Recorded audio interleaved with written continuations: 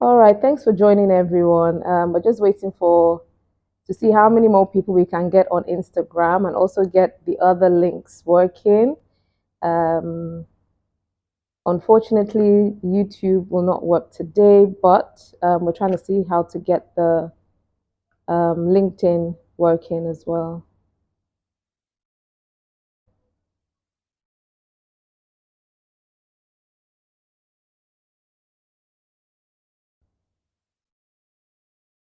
Okay.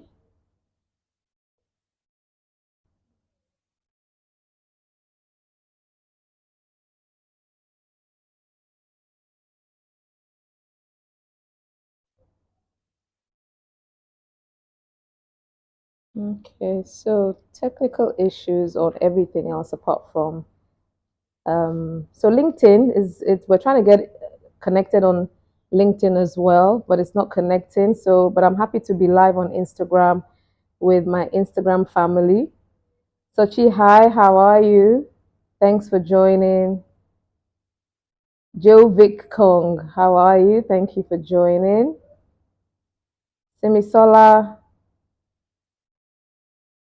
hi, thanks for joining. Just wait a little bit more, a couple of more minutes of patience, and then I will start sharing this conversation and conscious living conversation and what it's all about and why I decided to start these conversations.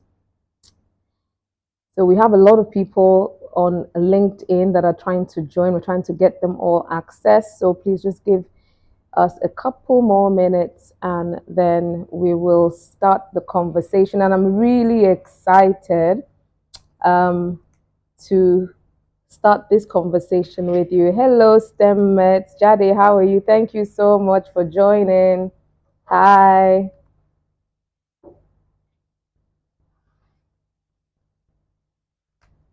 Okay. Okay, so the YouTube access,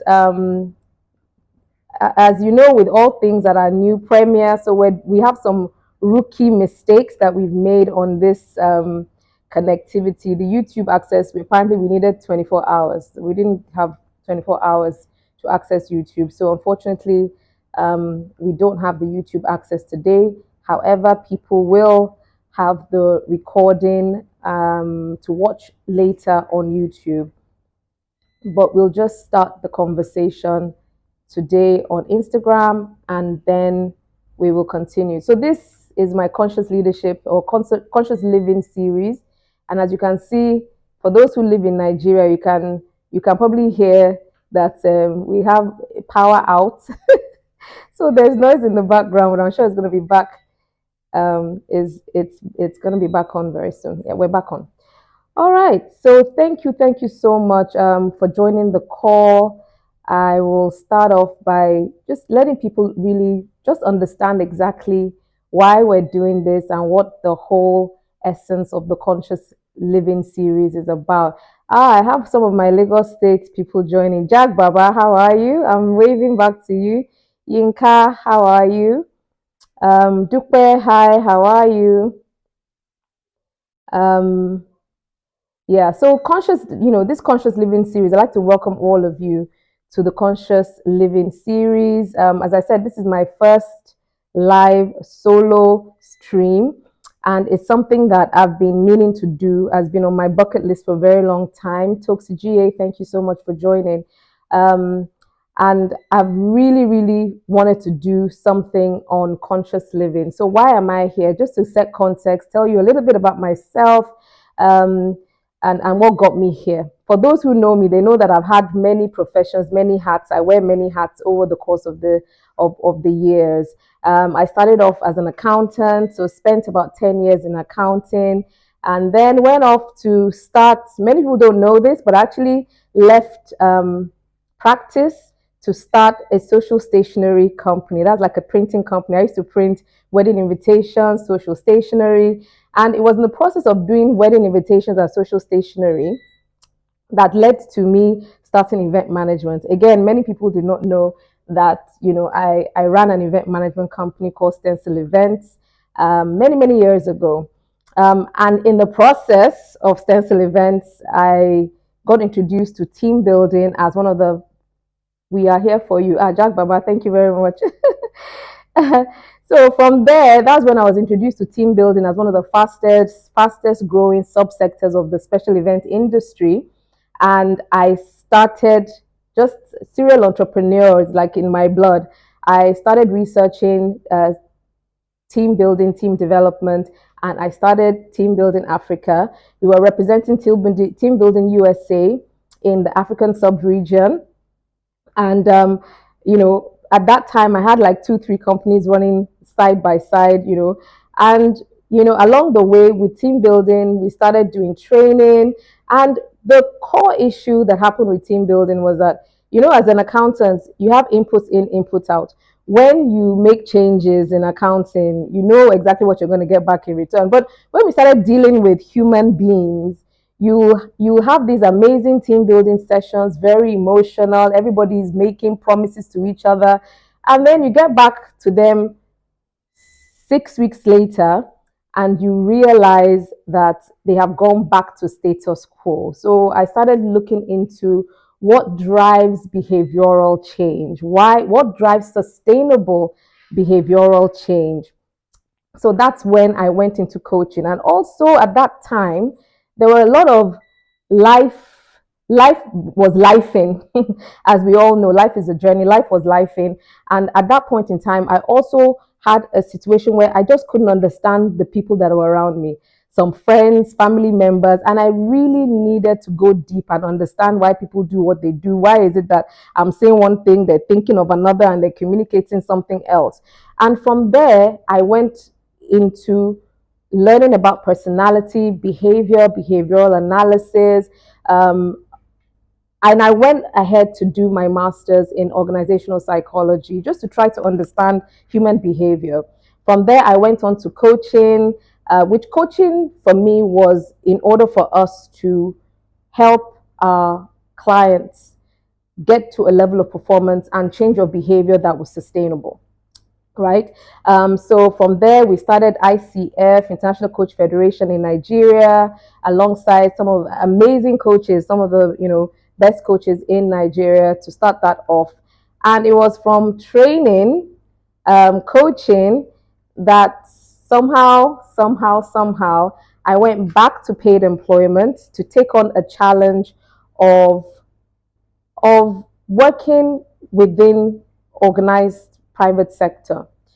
Now, what made me go back? I think that's the question that many people ask after, owning my own time, owning my business. I think while we're working on ICF, the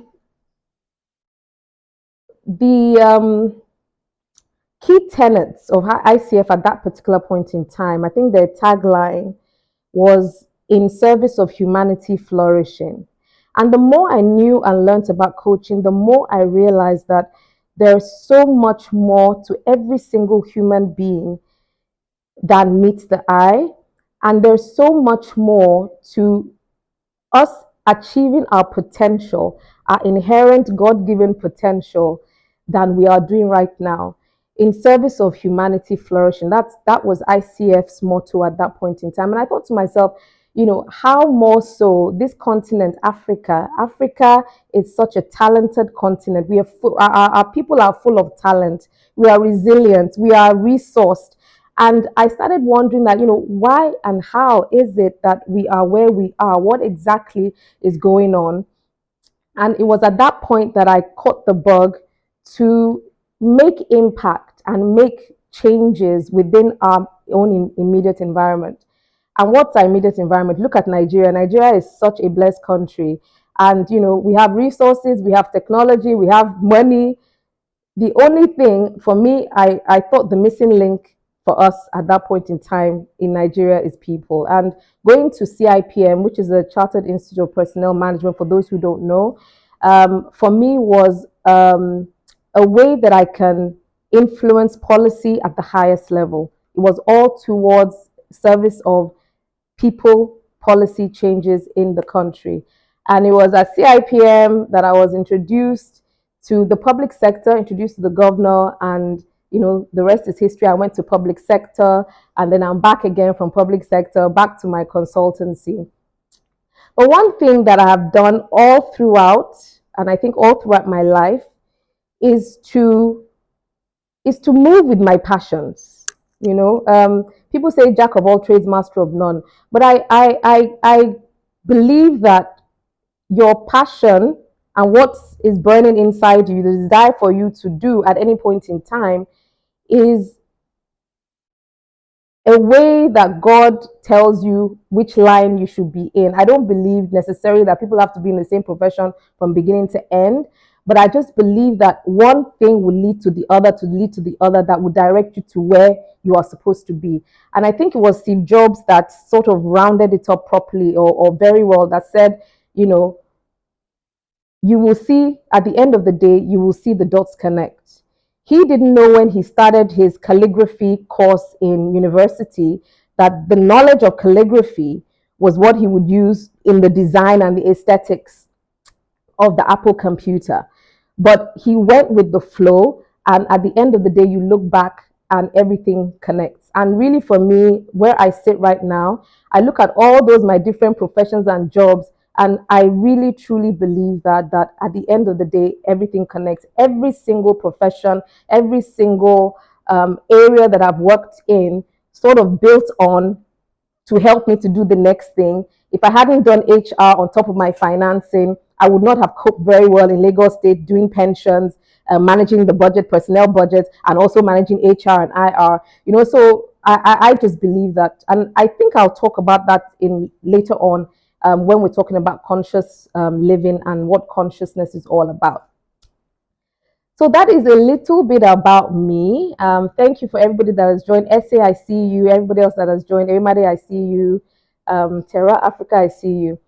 Okay, so that's a little bit about me, and that's really what led me to this day. Again, I don't know if many people know that we started a coach training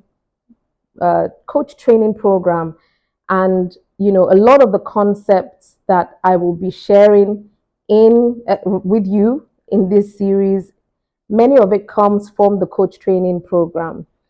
And I got to the point this year. This year for me has been a year of tremendous reflection. From January throughout Lent, it was a year that I really had to dig deep to figure out next steps, to figure out just purpose, and to validate the purpose and where I think I should be walking in. And I got to a point somewhere a couple of months ago that I got the conviction, a very strong conviction in my spirit, that anything that I do that is for the purpose of humanity flourishing, or for the betterment of humanity, or to help other people be better than what they are, or to become unstuck, or to move forward from where they are, I should not charge for it. So I thought, okay, I will go through this and share some of the concepts that we teach in the coach training program, and share that with all of you. These are concepts that as coaches we have lived, and we continue to live, because it's not, we're all work in progress. We continue to live, and hopefully, while living out the principles, we hope that we'll see the world clearly. We have clarity in the thoughts and decisions that we have to make, and we can interact with the world we live in much better, and the community much better. All right. So I'm going to go into what consciousness is all about. And I think there was a time on LinkedIn that I shared a post on conscious leadership, and I had so many questions around, is consciousness delegation? What exactly is consciousness all about? So I knew that there was an interest in consciousness, and trying to explain consciousness. The truth is that there is no single, aligned, cohesive, coherent definition to consciousness.